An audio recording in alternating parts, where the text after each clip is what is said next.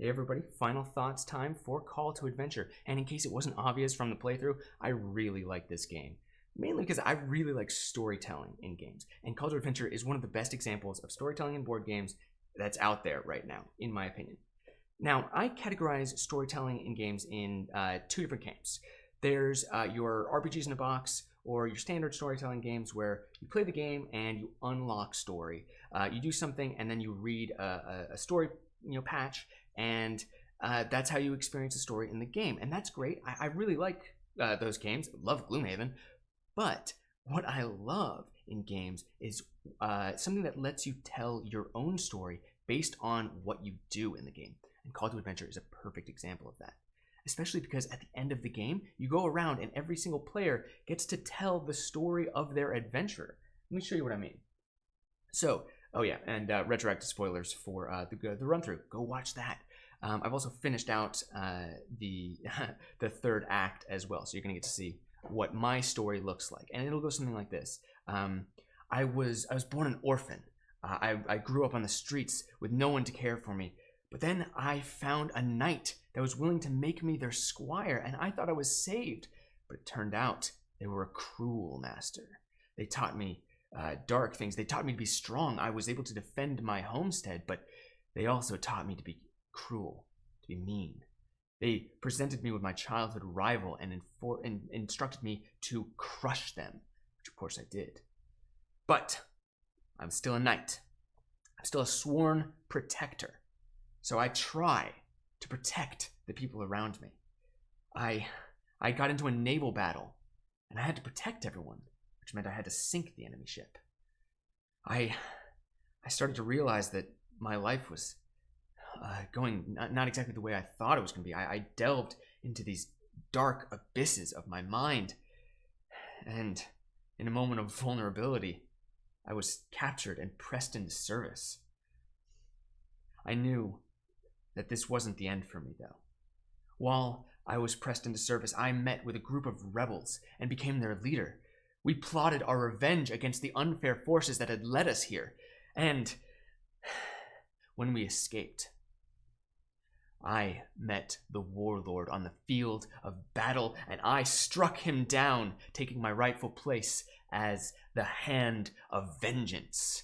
So from now on, this city would be safe, no matter what I have to do to make sure that it is. Or, something like that. It's just such a fun experience. And like I said, you go around the table and everyone gets to tell their story. And since I'm talking about multiplayer, yes, I was playing the solo version of the game that gives, the solo mode with the adversary. But it's very, very similar to the multiplayer experience. Now, in the multiplayer, you don't have, the one adversary that everyone's going for. Although you can do a multiplayer co-op, in which case you're all going after the adversary. But the normal game is multiplayer competitive. And in that, you're going through your story and you're trying to get points. Whoever has the most, what do they call it? Destiny. Whoever has the most destiny at the end of the game is the winner of the game. But for me, it's honestly who has the best story. But what I really like about that is that even if you're just going for, winning the game, the things that work well together are the things that help you tell a good story. This game has married the mechanics and the theme in such a good way that even if you're not really trying to tell a great story, even if you're just trying to win, the cards that work the best together also narratively fit together.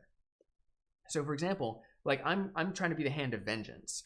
And the Hand of Vengeance gives me this justice token, justice icon. And if I want to go for the set collection bonus of getting all the justice tokens, justice icons, then the cards that I pick are going to fit into the story of me becoming medieval Batman. It just works really well that way. And that's great because the mechanics are not that intense. They're very light. And it sounds like I'm catching my words with that and trying to be nice about it, but I don't actually think that's a bad thing. I think that this game knows exactly what it's trying to be. It is a storytelling experience, and the rules and mechanics are there to help facilitate that. Sometimes you have a story that's facilitating these cool mechanics of a game, and the mechanics in Call to Adventure are fun. They're just not that in-depth. it's kind of a simple, card acquisition game. You get points for various things. There's some endgame scoring. There's some set collection, but it's nothing groundbreaking. However, like I said, it all fits into the story, and I think there are very few games that have such a clear vision of what they are trying to be. So I think Call to Adventure does that in a very great way. And another thing that helps with the theme is the artwork. Every single one of these cards is a painting. Like every single one is beautiful. I could pick any card. I could just keep going through this deck. Everything that I have to show you is amazing. Like the artwork on this is just so good. It makes me, I want to get the expansion. There are 2 expansions to this game, following the works of Brandon Sanderson and Patrick Rothfuss. And yeah, I've read The Name of the Wind. I haven't read the Sanderson ones, but I want to get it just for the having more artwork, so they can tell more stories and experience the great design on this game. It's just so well done. It's so well put together that I think that anyone who's looking for a great storytelling experience, this is something that you really want to go for. And then the other thematic thing is that, I mean, sure, you're basically rolling dice. You're rolling D2s in a lot of ways. But the fact that you're casting these runes instead of just rolling dice, it's a small thing, but it really helps draw you into the story, to the world of it. So I really, really like that. Now, like I said, mechanically, it's not too in depth.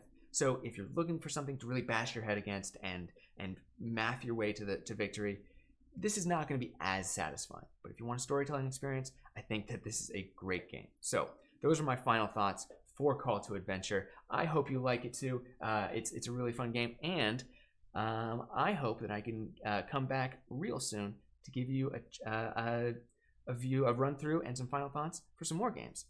Spoiler alert, I think I will be. So I will see you then. Have a good one. Bye-bye.